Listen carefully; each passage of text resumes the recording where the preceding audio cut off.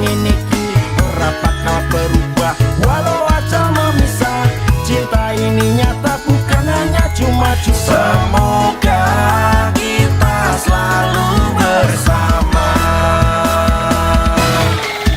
Sayang ngapunten saestu yen dereng saged nuruti apa karepmu, tapi ojo sumelan ana dina liyane bakal tak upayake engko kepiye carane.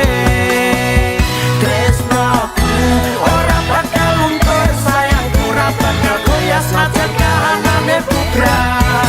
Aku bakal setia, ora mungkin mendua, matur suwun sampun ana